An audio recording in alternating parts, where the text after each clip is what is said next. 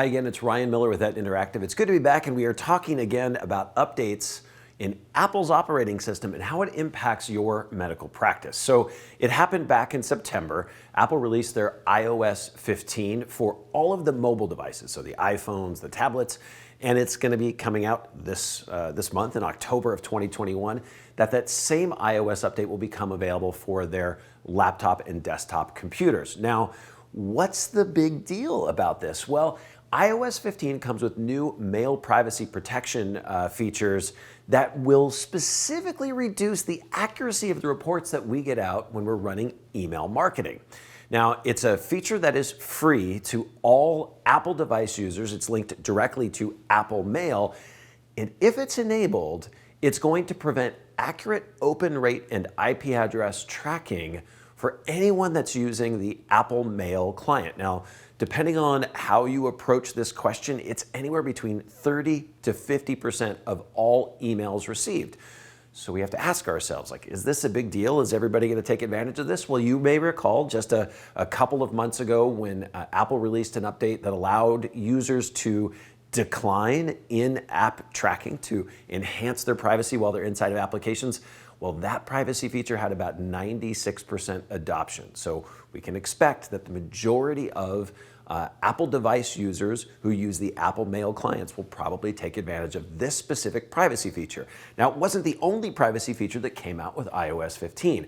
There were a couple of things, one called Hide My Email, another called Private Relay, that allow users to go one step further and actually use a cloaked email address to hide their personal email so that they can freely subscribe and remove themselves at any time without their email address being sold.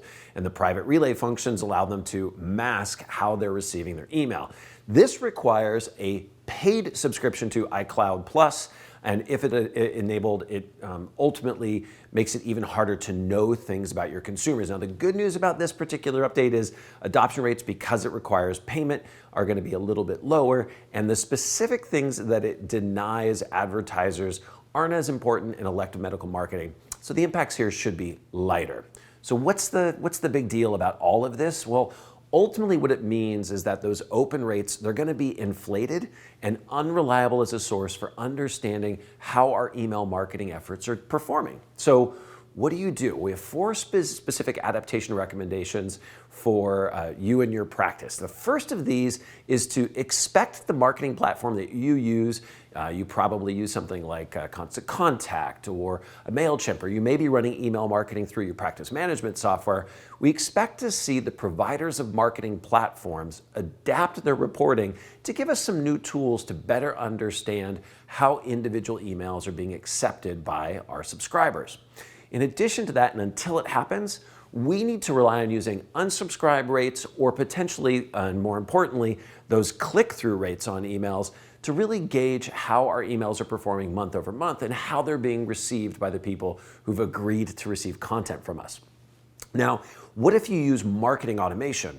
For those that aren't aware, there are a lot of tools out there where something like an open of an email or an action where somebody clicks on a link inside of an email can trigger a subsequent specialized message to come out. This is going to be a time for those of you that are using marketing automation to pull back, reflect on those automations, and remove dependencies on open rate as drivers for advancing people to the next step in your automation.